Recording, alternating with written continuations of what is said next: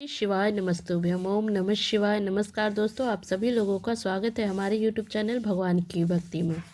दोस्तों, आज हम इस वीडियो में बात करने वाले हैं कि श्री कृष्ण जी कहते हैं कि मृत्यु से पहले मनुष्य को मिलते हैं ये 7 संकेत।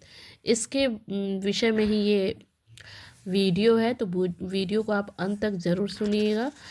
तो दोस्तों, गरुड़ पुराण के अनुसार मृत्यु से पहले मनुष्य को ये 7 संकेत मिलते हैं। आज इस प्राचीन कथा के माध्यम से जानते हैं कि एक गाय, गिद्ध, तोता, बाघ आदि प्राणियों ने एक ब्राह्मण को मृत्यु के कौन से संकेत के बारे में बताया और इन संकेतों को जानने के बाद मनुष्य को क्या करना चाहिए, और इसका भी उत्तर इस कथा में दिया गया है। और यह कथा अत्यंत ही ज्ञानवर्धक है, इसलिए प्रत्येक मनुष्य को इस कथा को पूरा जरूर सुनना चाहिए। इस कथा में आपको अनेक प्रकार के उपयोगी बातें बताई जाएंगी और आपके जीवन को सुखमय बना सकता है। तो चलिए हम शुरू करते हैं इस कथा को। पुराने समय की बात है कि मध्य देश के एक सुंदर नगरी में हरिदास नामक एक ब्राह्मण निवास करता था। वह अपनी भक्ति, विद्वता और नेक स्वभाव के कारण पूरे गांव में प्रसिद्ध था। हरिदास भगवान विष्णु का परम भक्त था और वह नित्य समय से उनकी पूजा करता था। उसके घर में धन्य, धान्य और सुख समृद्धि की कोई कमी नहीं थी। उसका परिवार प्रेम और उल्लास से भरा हुआ था। लेकिन इन सबके बावजूद हरिदास के मन में एक ऐसा भय छिपा हुआ था जिसने उसके सुखी जीवन को अंधकार में बदल दिया था। वह हर समय मृत्यु के बारे में सोचता रहता था, कि जब सो जाते तब हरिदास अकेला बैठकर वह सोचकर बेचैन हो जाता कि उसकी मृत्यु के बाद परिवार का क्या होगा। उसकी संपत्ति, उसके प्रियजन और उसका शरीर, यह सब एक दिन समाप्त हो जाएगा। उसका यह भय प्रतिदिन बढ़ता गया और उसे नींद नहीं आती थी। भोजन का स्वाद भी फीका लगने लगा। उसका मन किसी भी चीज़ में नहीं लगता था।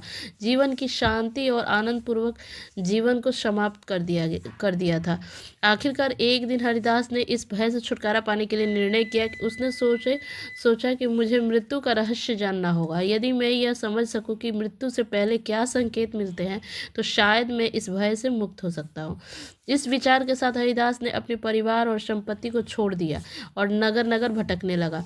और जहाँ कहीं भी जाता वहाँ साधु संतों से मिलता और उन साधु संत से यही प्रश्न पूछता कि महात्मा, मृत्यु से पहले मनुष्य को कौन कौन से संकेत मिलते हैं। लेकिन कहीं से भी उसे संतोषजनक उत्तर नहीं मिलता था।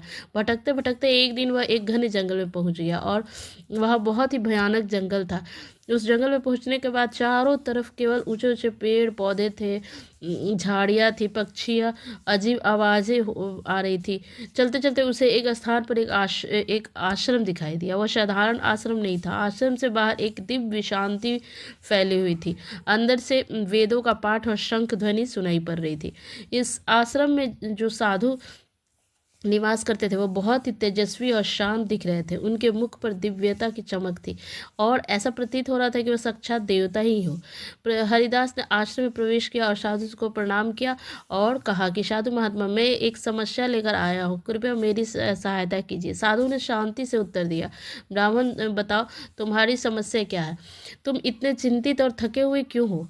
हरिदास ने हाथ जोड़कर कहा कि साधु महाराज, मैं मृत्यु के भय से अत्यधिक परेशान हूँ। इस भय के कारण मुझे नींद नहीं आती है, भोजन अच्छा नहीं लगता है। मैं दिन रात केवल मृत्यु के बारे में ही सोचता रहता हूँ।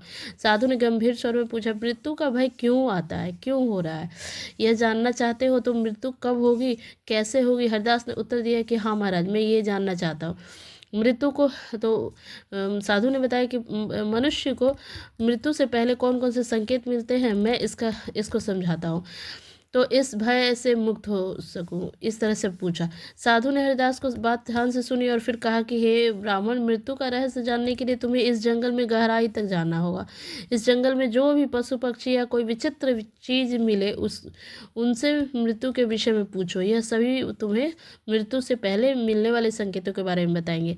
लेकिन याद रखना, वे तुमसे पहले एक पहेली पूछेंगे। यदि तुम उनकी पहेली का सही उत्तर दोगे तो ही वे तुम्हें मृत्यु का संकेत बताएंगे। हरिदास ने साधु को की बात सुनकर उन्हें प्रणाम किया और कहा ठीक है साधु महाराज, अगर इससे मुझे मेरे प्रश्नों के उत्तर मिलता है तो मैं अवश्य ही इस वन में जाऊंगा। और साधु ने उसे आशीर्वाद देते हुए कहा कि जाओ, और ध्यान रखना कि यह यात्रा तुम्हारे लिए केवल मृत्यु का नहीं बल्कि जीवन का भी उजागर करेगी। फिर हरिदास साधु के निर्देशानुसार जंगल में चला गया, और जंगल बेहद ही भयानक था। बड़े बड़े पेड़, उनकी शाखाएं थी, शाखाएं जो है आकाश को छू रही थी, चारों ओर फैली हुई थी। हरिदास के हरिदास पहुंचकर डरावनी सी जंगल को देखकर चुप रह गया, और जानवरों की आवाज़, वातावरण भयानक बना हुआ था। हरिदास भयानक जंगल में धीरे धीरे आगे बढ़ रहा था। चारों ओर ऊंचे ऊंचे पेड़ों के घने जंगल थे। चलते चलते उसकी नज़र एक विशाल काय पेड़ पर पड़ी, और यह कोई साधारण पेड़ नहीं था। उसकी शाखाएं किसी राजा के मुकुट की तरह फैली हुई थी, और इतना मोटा था कि उसे 4 लोग मिलकर भी घेर नहीं सकते थे। पेड़ के चारों ओर एक रहस्यमयी आभा थी, और ऐसा प्रतीत हो रहा था कि जैसे वह पेड़ उसे देख रहा हो। जैसे ही हरिदास पेड़ के पास पहुंचता है, पेड़ की गहरी धीमी आवाज़ गूंजी कि हे ब्राह्मण, तुम कौन हो और इस भयानक वन में क्यों आए हो? तुम्हें किसने यहाँ पर भेजा है? सब कुछ सच सच बताओ। हरिदास ने दोनों हाथ जोड़कर विनम्रता से कहता है कि महादेव, मैं मृत्यु के रहस्य को जानने के लिए यहाँ आया हूँ। मुझे यह जानना है कि मृत्यु से पहले कौन कौन से संकेत मिलते हैं। क्या आप मेरी सहायता कर सकते हैं? फिर पेड़ ने धीरे धीरे अपना असली रूप धारण किया, और उस महावृक्ष का विशाल काय मुख प्रकट हुआ, और उसका मुख मनुष्य की भांति दिख रहा था। और उस वृक्ष का वह अद्भुत रूप देखकर हरिदास भयभीत होकर उस वृक्ष की ओर घूरने लगा। तभी पेड़ ने अपनी आवाज़ को गंभीर करते हुए कहा, हे ब्राह्मण, मैं तुम्हारी सहायता कर सकता हूँ, लेकिन पहले तुम्हें मेरी पहेली का उत्तर देना होगा। यदि तुम सही उत्तर दोगे तो मैं तुम्हें मृत्यु से पूर्व मिलने वाले पहला संकेत बताऊंगा। हरिदास ने आत्मविश्वास के साथ कहता है कि हे वृक्ष, पूछिए आपको जो भी पहेली पूछना है, उसका उत्तर देने के लिए मैं अपनी पूरी कोशिश करूँगा।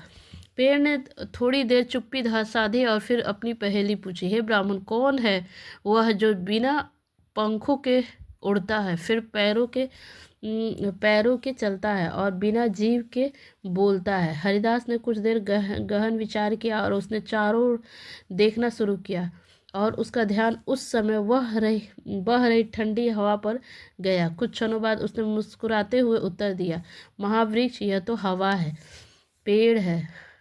इस पेड़ हंस पड़ा, और उसकी सही जंगल में गूंज उठी, और उसने कहा, तुमने सही उत्तर दिया हे ब्राह्मण। अब सुनो, मृत्यु का पहला संकेत यह है कि जब व्यक्ति के शरीर की ऊर्जा क्षीण होने लगे और वह हर समय थकान महसूस करे, तो समझो कि मृत्यु निकट है।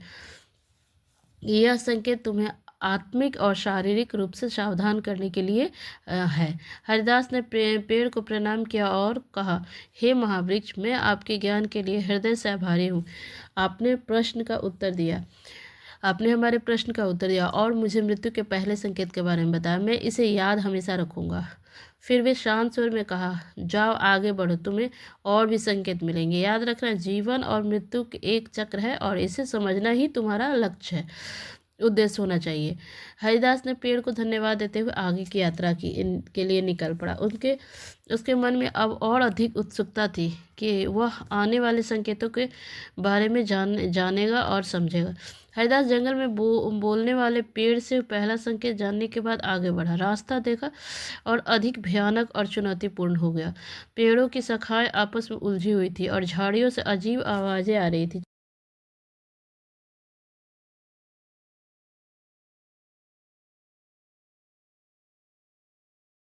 चलते चलते अचानक उसकी नज़र एक विशाल गिद्ध पर पड़ी, जो एक सूखे पेड़ की डाल पर बैठा हुआ था। गिद्ध का आकार साधारण पक्षियों से कई गुना बड़ा था। उसकी आंखें चमक रही थी, मानो वह सब कुछ देख सकता है। उसकी चोंच और पंख इतनी तेजस्वी थी कि वह एक क्षण के लिए हरिदास को भय का अनुभव हुआ, लेकिन उसने साहस बटोर गिद्ध को प्रणाम किया। जैसे ही हरिदास उसके पास पहुंचा, गिद्ध ने गहरी और तीखी आवाज़ में पूछा, ये मनुष्य, तुम कौन हो और इस घने जंगल में क्या कर रहे हो? हरिदास ने हाथ जोड़कर विनम्रता से कहा कि हे गिद्ध, मैं एक साधारण ब्राह्मण हूँ और मैं मृत्यु का रहस्य जानने के लिए भटक रहा हूँ। मुझे मृत्यु से पूर्व मिलने वाले संकेतों के बारे में जानने की जिज्ञासा है। कृपया मेरी सहायता करें। गिद्ध ने अपनी पंखों को फैलाते हुए कहा, मैं तुम्हारी सहायता कर सकता हूँ, लेकिन उसके लिए तुम्हें मेरी एक पहेली का उत्तर देना देना होगा।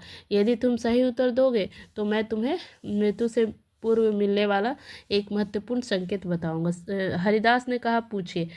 हे महाज्ञानी गिद्ध, आपका जो भी सवाल है मैं उसका उत्तर देने की पूरी कोशिश करूंगा। गिद्ध ने अपनी तीव्र दृष्टि हरिदास पर टिकाया और पूछा कि हे मनुष्य, क्या है वह चीज़ जो पैदा होने के साथ ही हर पल घटते रहती है और लेकिन कभी समाप्त नहीं होती। हरिदास ने थोड़ी देर विचार किया और उसने अपनी यात्रा, समय और जीवन के चक्र के बारे में सोचा और कुछ ही क्षणों बाद उसने उत्तर दिया कि हे गिद्ध महाराज, इसका उत्तर समय है। समय हर पल कम होता है लेकिन यह अनंत है और कभी समाप्त नहीं होता है। गिद्ध ने अपनी तीखी आवाज़ में हंसते हुए कहा, सही उत्तर दिया है ब्राह्मण। अब तुम्हें मृत्यु के दूसरे संकेत के बारे में बताता हूँ। जब व्यक्ति की इंद्रियां जैसे सुनने, देखने की शक्ति कमजोर होने लगती है तो समझ जाओ कि मृत्यु निकट है। हरिदास ने ध्यानपूर्वक गिद्ध की बातें सुना और गिद्ध को प्रणाम करते हुए कहा कि हे महाज्ञानी गिद्ध, मैं आपके ज्ञान का आभारी हूँ। आपने मुझे मृत्यु के दूसरे संकेत के बारे में बताया जो मेरे लिए अत्यंत महत्वपूर्ण है। और गिद्ध ने अपने पंख झटक लिए और गिद्ध ने अपने पंख झटकते हुए कहा कि मनुष्य, याद रखना, जीवन और मृत्यु के बीच संतुलन को समझने के लिए इन संकेतों का ज्ञान आवश्यक है। अब आगे बढ़ो, तुम्हारी यात्रा अभी पूरी नहीं हुई। हरिदास ने गिद्ध को धन्यवाद देता हुआ अपने मार्ग पर चल पड़ा। उनके मन में अब और अधिक जिज्ञासा थी कि आने वाले संकेत क्या होगा, क्या रहस्य होंगे। जंगल की यात्रा उसे हर पल मृत्यु के सत्य और करीब ला रही थी। जंगल का मार्ग अब पहले से और कठिन होता जा रहा था। झाड़ियों में अजीब सी सरसराहट हो रही थी और वातावरण में गहरी निर्भरता थी। और चलते चलते हरिदास ने के नज़र एक गधे पर पड़ा और वही गधा एक पेड़ की छाया में खड़ा था और उसकी आंखों में एक गहरी शांति झलक रही थी। हालांकि गधा शांत प्रतीत हो रहा था, लेकिन जैसे ही उसने हरिदास को देखा वह बोल उठा, हे ब्राह्मण, तुम यहाँ क्यों आए हो और इस जंगल में क्या खोज रहे हो? हरिदास ने हाथ जोड़कर गधे को प्रणाम किया और कहा कि शांतचित्त गधे में एक साधारण ब्राह्मण हूँ। मैं मृत्यु के रहस्यों को जानने के लिए भटक रहा हूँ। मुझे मृत्यु से पहले मिलने वाले संकेतों के बारे में जानना है। क्या आप मेरी सहायता करेंगे? गधे ने अपनी आंखों को मिचमिचाते हुए कहा कि मैं तुम्हारी सहायता कर सकता हूँ, लेकिन तुम्हें पहले मेरी एक पहेली का उत्तर देना होगा। यदि तुम सही उत्तर देते हो तो मैं तुम्हें मृत्यु का तीसरा संकेत जरूर बताऊंगा। हरिदास ने कहा कि पूछो ज्ञानी। गधे में उत्तर देने के लिए प्रयास करूंगा। गधे ने गंभीर स्वर में पूछा, हे ब्राह्मण, क्या है जो जितना खाली होता है उतना ही भारी महसूस होता है? हरिदास कुछ क्षण गहराई से सोचता गया और अपने जीवन और अनुभव के बारे में सोचा और फिर उसने मुस्कुराते हुए उत्तर दिया, वह तो चिंता है। चिंता जितनी अधिक होती है उतना ही भारीपन महसूस होता है, भले ही वह असल में कुछ ना हो। गधा अपने सिर को हिलाते हुए बोला, सही उत्तर। अब तुम सुनो। मृत्यु का तीसरा संकेत यह है कि जब व्यक्ति के बाल सफ़ेद होने लगे और त्वचा पर झुर्रियाँ पड़ने लगे तो वह संकेत है कि मृत्यु धीरे धीरे करीब आ रही है। यह शरीर के क्षण का प्रारंभ है जो अंततः मृत्यु की ओर ले जा रहा है। हरिदास ने गधे को प्रणाम करते हुए कहा कि ज्ञानी गधे, मैं आपके ज्ञान का हृदय से आभारी हूँ और आपने मुझे मृत्यु के तीसरे संकेत के बारे में बताया, इसके लिए बहुत बहुत धन्यवाद और मेरे लिए बहुत ही ये मूल्यवान है। और गधे ने शांत स्वर में कहा, जाओ ब्राह्मण, तुम्हारी यात्रा अभी समाप्त नहीं हुई है और इन संकेतों का ज्ञान तुम्हें जीवन और मृत्यु के रहस्य को समझाएगा और जो जीवन मृत्यु के सत्य को समझने में मदद करेगी। और हरिदास गधे को धन्यवाद देते हुए आगे बढ़ गया। अब पहले से भी अधिक उत्सुकता हो गई और चिंता करने लगा।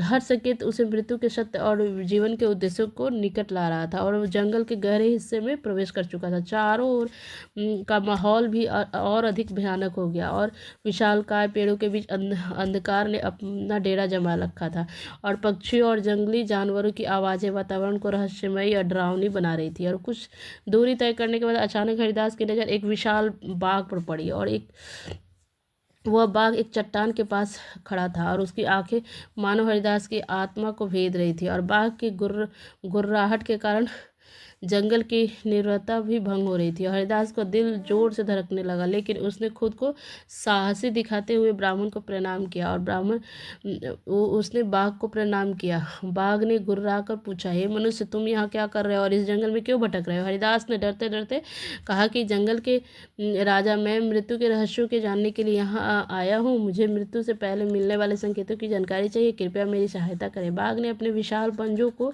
जमीन पर पटकते हुए कहा, मैं तुम्हें मृत्यु का एक संकेत बता सकता हूँ, लेकिन पहले तुम्हें मेरी पहेली का उत्तर देना होगा।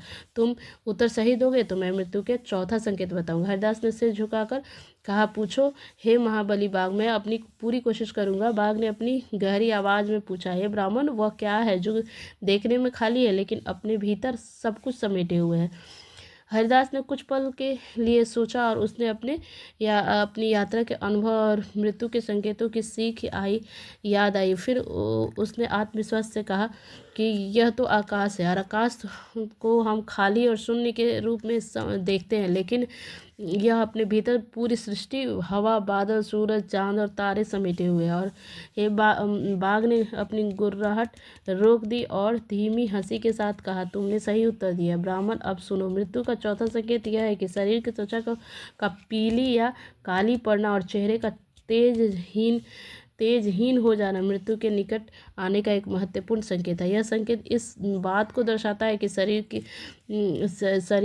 की जीवन ऊर्जा क्षीण हो रही है और आत्मा धीरे धीरे शरीर से विदा लेने की तैयारी कर रहा है। हरिदास ने बाघ को प्रणाम करते हुए कहा कि हे महाबली, मैं आपके ज्ञान के लिए आभारी हूँ। आपने मुझे मृत्यु का चौथा संकेत बताया और यह मेरे लिए बहुत ही अधिक मूल्यवान है। बाघ ने अपनी चमकती हुई आंखों से उसे देखा और कहा कि याद रखना, मृत्यु केवल अंत नहीं बल्कि यह एक नई शुरुआत है। अब आगे बढ़ो, तुम्हें अभी और सीखना है। हरिदास ने बाघ का धन्यवाद करते हुए अपनी यात्रा पर आगे बढ़ा। जंगल अब और भी गहराई में प्रवेश कर चुका था और उसका जिज्ञासा मृत्यु के संकेतों को लेकर और अधिक बढ़ गई। उसकी यात्रा उसे हर कदम पर मृत्यु के सत्य के करीब ला रही थी। अब पहले से भी अधिक रहस्यमय और शांत हो गया और वह बड़े बड़े वृक्षों के बीच एक पगडंडी उसे और अधिक अंदर ले जा रही थी। और जंगल के इस भाग में वातावरण अजीब सा, डरावना सा हो गया था और असामान्य, बल्कि ऐसा लगता था जैसे कि वह स्थान किसी दिव्यता से भरपूर है। और कुछ दूर चलते चलते हरिदास की नज़र एक विशाल गाय पर पड़ी और गाय का रूप अलौकिक था। उसका पूरा शरीर सुनहरी आभा से चमक रही थी, उसकी आंखों में गहरी करुणा झलक रही थी और वह बिल्कुल शांत खड़ी थी, मानो अपने चारों ओर वह हर रहस्य जानती थी। हरिदास को गाय के इस दिव्य रूप को देखकर एक अलग ही शांति का अनुभव हुआ। उसने तुरंत गाय को प्रणाम किया और विनम्रता से कहा कि हे गौ माता, मैं मृत्यु के रहस्य को समझने के लिए भटक रहा हूँ। मैंने इस जंगल में अनेक संकेत प्राप्त किए हैं, लेकिन अब मुझे आपसे सहायता चाहिए। क्या आप मुझे मृत्यु से पहले मिलने वाले संकेत के बारे में बता सकती हैं? गाय ने अपनी शांत करुणामयी स्वर में कहा कि ब्राह्मण, मैं तुम्हारी सहायता अवश्य करूंगी, लेकिन पहले मेरी एक पहेली का उत्तर दो। यदि तुम सही उत्तर दोगे तो मैं मृत्यु के पांचवा संकेत बताऊंगी। हरिदास ने तुरंत कहा कि पूछो मैं गौ माता, मैं पूरी कोशिश करूंगा। गाय ने अपनी बड़ी आंखों को झपकाते हुए पूछा, वह कौन सा अमृत है जो बिना पिए ही जीवन को बनाए रखता है और बिना देखे ही हर प्राणी के लिए आवश्यक है? हरिदास ने थोड़ा देर सोचा और उसने अपने जीवन और प्रकृति के बारे में विचार किया और उसे उत्तर शीघ्र ही स्पष्ट हो गया। उसने कहा, यह तो प्राण वायु है। बिना प्राण वायु के कोई भी जीवित नहीं रह सकता और यह जीवन का आधार है। और गाय ने प्रसन्न होकर सिर हिलाया और कहा, सही उत्तर है ब्राह्मण, तुम्हारी बुद्धि और एकाग्रता प्रशंसनीय है।